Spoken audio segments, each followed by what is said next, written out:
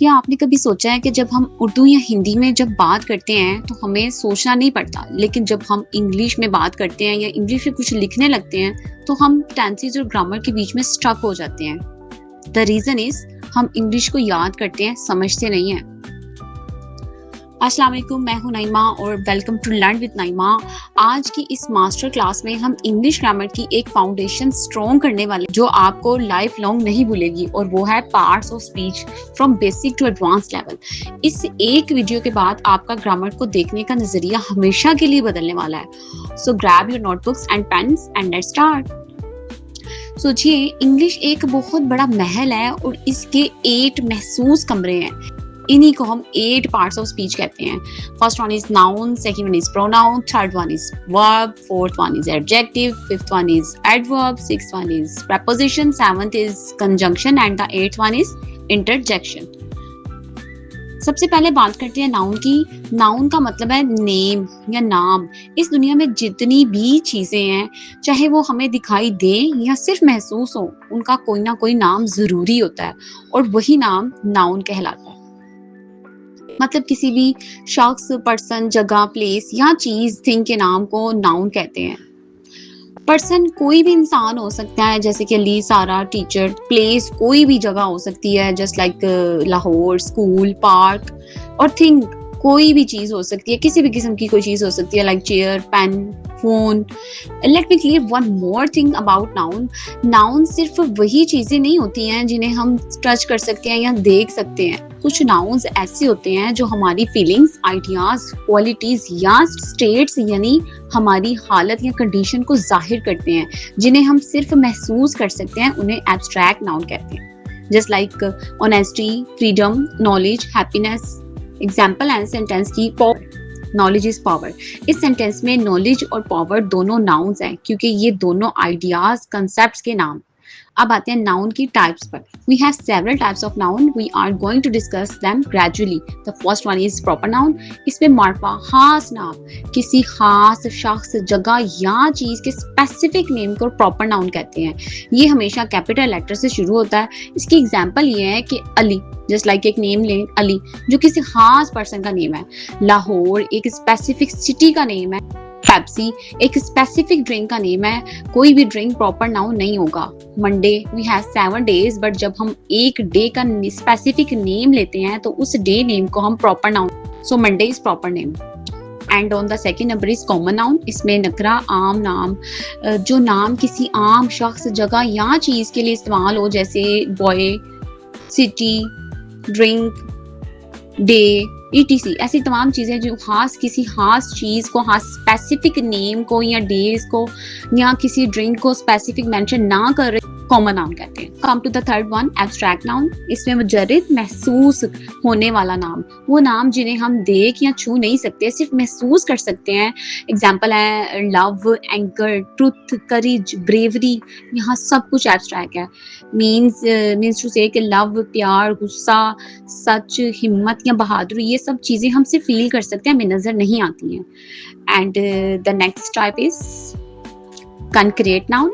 इसमें मादी, दिखने वाली चीजें या दिखने वाले नाम। एब्स्ट्रैक्ट नाउन का उलट वो तमाम चीजें जिन्हें हम अपनी 5 सेंसेस, देखना, छूना, सुनना, चखना, सूंघना से फील कर सकते हैं, just like table, water, music, perfume, etc.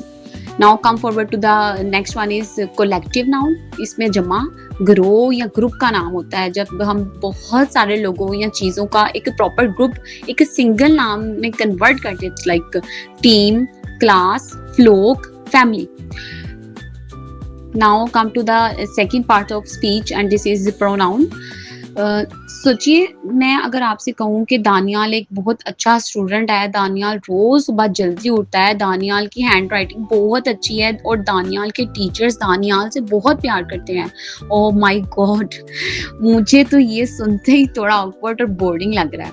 मतलब यार, बार बार दानियाल दानियाल दानियाल, तो बस इसी रिपीटिशन से बचने के लिए हम प्रोनाउन को यूज करते हैं। Replacement of the noun is pronoun, ताकि सेंटेंस स्मूथ और थोड़ा नेचुरल लगे। We have example here, Ali is a student, Ali goes to school. ये इनकरेक्ट सेंटेंस है, जबकि इसको करेक्ट वेरिएंट आएगी, Ali is a student, he goes to school. Basics जो इसकी एग्जांपल्स हैं, ही लड़के के लिए आता है, शी लड़की के लिए आता है, इट बेजान चीज़ों और जानवरों के लिए आता है, दे ज़्यादा लोगों के लिए आता है, वी अपने आप के लिए आता है। बातें एडवांस लेवल पर प्रोनाउन सिर्फ ही, शी, इट तक महदूद नहीं है। इसकी एडवांस्ड टाइप्स सेंटेंस के पूरे मीनिंग और स्ट्रक्चर को बदल देती हैं। आइए इसकी सबसे इंपॉर्टेंट टाइप को डिटेल में समझते हैं। टाइप 1 है रिलेटिव प्रोनाउन, दो सेंटेंसेस को जोड़ने वाले। कंसेप्ट इसका ये है कि ये वो प्रोनाउन होते हैं जो दो अलग अलग सेंटेंसेस को आपस में जोड़कर एक मीनिंगफुल स्टेटमेंट बना देते हैं और किसी नाउन के बारे में एक्स्ट्रा इन्फो देते हैं, just like who, which, that, whom, whose. Example है the girl won the prize and the second statement आएगी the girl is my student.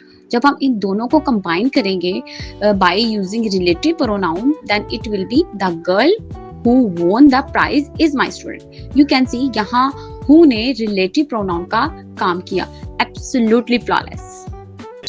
Type 2 है डिमॉन्स्ट्रेटिव प्रोनाउन, मीन्स इशारा करने वाले। कंसेप्ट ये है कि ये वो प्रोनाउंस हैं जो किसी स्पेसिफिक चीज की तरफ पॉइंट आउट करते हैं, चाहे वो पास हो या दूर, just like this, that, these, those. Examples हैं this is my phone, near and singular, those are my books, far and plural. Notice one thing here, that जो है वो relative pronoun and demonstrative pronoun दोनों में आता है, लेकिन दोनों जगह इसका काम और मतलब बिल्कुल थोड़ा अलग होता है। आइए इसे बहुत आसान तरीके से समझते हैं। जब आप किसी स्पेसिफिक चीज की तरफ इशारा पॉइंट आउट कर रहे हो जो दूर हो, तो ये डिमॉन्स्ट्रेटिव प्रोनाउन होता है। एग्जाम्पल है डैट इज माई कार, वो मेरी गाड़ी है। यहाँ डैट गाड़ी की तरफ इशारा कर रहा है। और जब ये दो सेंटेंसेस या ख्यालात को आपस में ज्वाइन करके किसी नाउन के बारे में एग्जैक्ट एक्स्ट्रा डिटेल दे रहा हो, तो ये रिलेटिव प्रोनाउन होता है। Just like the car that I bought is blue, वो गाड़ी जो मैंने खरीदी वो ब्लू है। काम यहाँ डैट गाड़ी यानी नाउन को आगे वाले सेंटेंस से जोड़ना था, और इसका मतलब है जो या जैसे। यहाँ पर हमने आपको थोड़ी सी इररेलेवेंट एक्सप्लेनेशन दी है, क्योंकि डैट डिमॉन्स्ट्रेटिव प्रोनाउन और रिलेटिव नाउन दोनों में यूज हो रहा था। सो डोंट बी कंफ्यूज कि मैं आपको कहाँ ले गई हूँ। Okay, come forward to the third type of the pronoun is possessive pronoun, means मलकियत दिखाने वाले। कॉन्सेप्ट इसका ये है कि ये बताते हैं कि कोई चीज किसकी ओनरशिप में है, just like mine, yours, his, hers, ours, theirs. Example की तरफ आते हैं, this bag is mine not yours. इस सेंटेंस में बैग किसका, माइन एंड योर्स ने क्लियर कर दिया। Now we have 4 type of pronoun. Reflexive pronoun, mirror, अक्स वाले। कंसेप्ट इसका ये है कि जब काम करने वाला सब्जेक्ट और जिस पर काम हो रहा है ऑब्जेक्ट दोनों एक ही शख्स हो, ये तब यूज होता है जब एक्शन वापस सब्जेक्ट पर ही रिफ्लेक्ट होता है, जैसे my self, your self, him self, her self, them self. Example से समझते हैं, she cooked dinner her self, उसने खुद अपने आप के लिए खाना पकाया। That's it. यहाँ पर एक गोल्डन रूल है फॉर एडवांस लर्नर्स।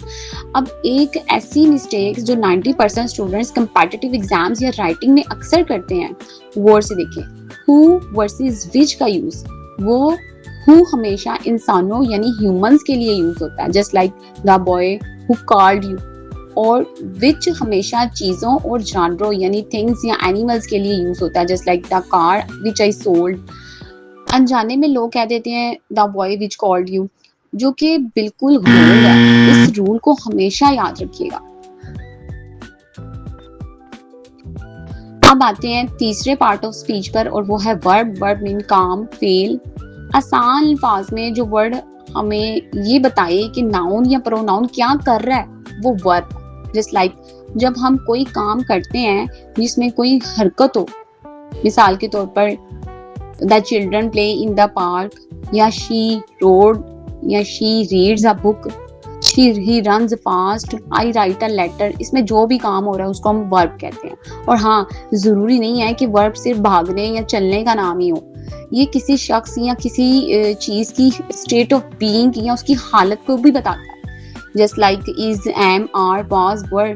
एग्जाम्पल इसकी है, ही इज अ टीचर। यहाँ इज बताता है कि वो जो टीचर है वो इस वक्त टीचर की कंडीशन में है, टीचर की पोजीशन में है। दे आर हैप्पी, यहाँ आर उनकी खुशी की हालत को जाहिर कर रहा है, मीन्स ये भी एक्शन, काम कंसिडर होते हैं। Now come to the fourth part of speech and this one is adverb, फेल मुतलिक। The ultimate detailer. हमने सीखा कि वर्ब का मतलब होता है काम, लेकिन वो काम कैसे हुआ, कब हुआ, कहाँ हुआ और किस हद तक हुआ, ये सारी एक्स्ट्रा डिटेल्स हमें एडवर्ब बताता है। इसे याद रखने का एक इजी ट्रिक नोट कर लें कि इसका नाम है ad plus verb, means adding detail to a verb. Basic example इसकी है, ही वॉक्ड, वो चला, सिंपल वर्ब है। ही वॉक्ड स्लोली, वो कैसे चला, वो आहिस्ता चला। यहाँ जो आहिस्ता, यहाँ इस सेंटेंस में ये वर्ड स्लोली एडवर्ब है। Now we have fifth part of speech and this is adjective. इसको सिफ्थ कह सकते हैं, द पेंटिंग ब्रश कह सकते हैं। हमने नाउन और प्रोनाउन को अच्छी तरह समझ लिया है, लेकिन किसी नाउन या प्रोनाउन की खूबी, क्वालिटी, उसके डिफेक्ट या हालत बताने के लिए जो वर्ड हम यूज करते हैं उन्हें एडजेक्टिव कहते हैं। ये हमेशा हमें सवाल का जवाब देते हैं, कैसा है, व्हाट काइंड, कितना है, हाउ मेनी, हाउ मच, या कौन सा है, which one. The sky is blue में ब्लू एडजेक्टिव है and he is a smart boy. अगर इस सेंटेंस को देखा जाए तो इस सेंटेंस में स्मार्टनेस एडजेक्टिव है। Now come forward and let's discuss the sixth part of speech and it is preposition. हरफे रब्त, द रिलेशनशिप मार्कर। प्रपोजिशन का मतलब है प्रीपोजिशन, यानी ये नाउन या प्रोनाउन से पहले आकर सेंटेंस के बाकी अल्फाज के साथ उनकी पोजीशन, टाइम या डायरेक्शन बताता है। सोचिए अगर प्रपोजिशन ना हो तो हमें कैसे पता चलेगा कि चीज कहाँ रखी है या काम कब हुआ। बेसिक एग्जांपल इसकी ये है, पोजीशन को देखते हैं, मींस जगह। The cat is under the table, बिल्ली कहाँ है, टेबल के नीचे। यहाँ अगर हम अंडर निकाल दें तो सेंटेंस बनेगा the cat is the table, बिल्ली टेबल है, जो कि एक बिल्कुल ही बेतुका सेंटेंस बन जाएगा जिसकी कोई तुक ही नहीं है। अंडर जो कि एक प्रपोजिशन है ने बताया कि बिल्ली की जगह टेबल के नीचे है। टाइम को अगर देखें, the class is at 5 PM। Time बताने के लिए प्रपोजिशन एट स्पेसिफिक पॉइंट को कनेक्ट करता है।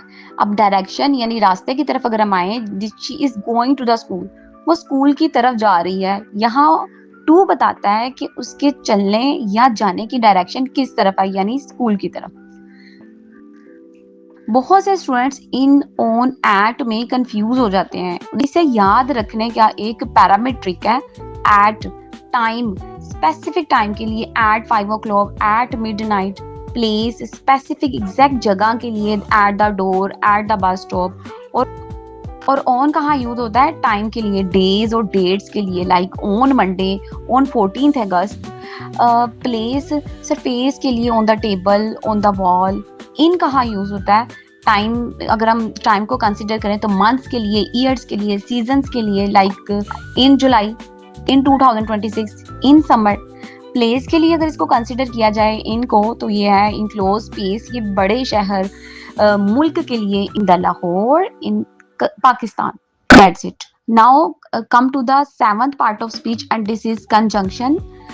हरफे अतफ। सोचिए अगर हम छोटे छोटे बिखरे हुए सेंटेंसेस बोलना शुरू कर दें, Ayesha ate pizza, Ayesha drank water, Ayesha was hungry, ये कितना ऑकवर्ड लगता है। इसीलिए हम कंजंक्शन इस्तेमाल करते हैं। कंजंक्शन का मतलब होता है the glue, means the connector. ये दो अल्फाज, फ्रेजेस या पूरे सेंटेंसेस को आपस में जोड़कर बात को स्मूथ और मीनिंगफुल बना देते हैं। बेसिक एग्जांपल है इसकी, and Ayesha ate pizza and drank water, but he worked hard but he failed because I did not come because I was sick. I have some key pairs, correlative conjunctions, जोड़े, pairs। ये वो special conjunction है जो हमेशा pairs में आते हैं, एक के बिना दूसरा सेंटेंस में आ ही नहीं सकता। लेट डिस्कस, नीदर और, या ये या वो, नीदर नोर, ना ये ना वो, नॉट ओनली बट आल्सो, सिर्फ यही नहीं बल्कि वो भी। ईदर अली और हिज ब्रदर विल कम, या तो अली आएगा या उसका भाई। नीदर सारा नोर हीरा लाइक्स टी, ना सारा को चाय पसंद है और ना हीरा को। Not only is she hard working but she is also brilliant, वो ना सिर्फ मेहनत कश है बल्कि ज़हीन भी है। कंजंक्शन के बिना हमारी इंग्लिश बिल्कुल बिखरी हुई और बच्चों जैसी लगेगी। इनकरेक्ट सेंटेंस है, neither the teacher nor the students was present, जबकि करेक्ट वर्जन है इसकी, neither the teacher nor the students were present, क्योंकि स्टूडेंट्स प्लूरल वर्ब वर्ड के ज्यादा करीब है। Now come forward to the 8th part of speech and this is interjection, हरफे इस्तजाब। The emotion expresser. कभी आपके साथ ऐसा हुआ है कि कोई चीज नीचे गिर जाए और आपके मुंह से अचानक निकल जाए आउच, या कोई खूबसूरत चीज देखकर निकले वाह। ये जो अचानक दिल से निकलने वाले अल्फाज होते हैं जिनका सेंटेंस की ग्रामर पर डायरेक्ट कोई असर नहीं पड़ता, लेकिन ये जज्बात को जाहिर करते हैं, उन्हें इंटरजेक्शन कहते हैं। इंटरजेक्शन के आगे हमेशा एक पंक्चुएशन मार्क लगता है जिसे एक्सक्लेमेशन मार्क कहते हैं। बेसिक एग्जांपल है hurrah, we won the match. Pain के लिए यूज कर सकते हैं आउच, दैट हर्ट। सोरो, गम के लिए alas, he lost his job. Congratulation students, आपने सारे 8 पार्ट ऑफ स्पीच को बेसिक से एडवांस लेवल तक डिटेल में समझ लिया है। आइए अब एक छोटा सा एडवांस टेस्ट करते हैं। इंग्लिश ग्रामर की सबसे खूबसूरत बात यह है कि एक ही वर्ड अलग अलग सेंटेंसेस में अलग पार्ट ऑफ स्पीच बन सकता है। स्क्रीन पर एक लफ्ज आएगा फास्ट, देखते हैं आप में से कितने लोग पहचान पाते हैं कि ये अलग अलग सेंटेंसेस में क्या रोल प्ले कर रहा है। क्वेश्चन का आंसर आपने नीचे कमेंट सेक्शन में लिखना है। First one is he is a fast runner, second one is he runs fast, third one is Muslim fast in Ramadan, fourth one is he broke his fast। Screen पर दिए गए इन sentences को गौर से पढ़े सारे पार्ट्स ऑफ स्पीच आइडेंटिफाई करके नीचे comment section में लिखें। अगर ये वीडियो आपको इंफॉर्मेटिव लगी हो तो इसे लाइक जरूर करें और अपने फ्रेंड्स और स्टूडेंट्स के साथ शेयर करें ताकि बाकी लोग भी इंग्लिश को रट्टे लगाने की बजाय समझना शुरू करें। ऐसे ही इजी, स्ट्रक्चर्ड और विजुअल तरीके से इंग्लिश ग्रामर सीखने के लिए लर्न विद नाइमा को सब्सक्राइब करना और बेल आइकन को दबाना मत भूलिएगा। मिलते हैं अगली क्लास में एक नए लेक्चर के साथ, तब तक के लिए हाफिज, बाय बाय।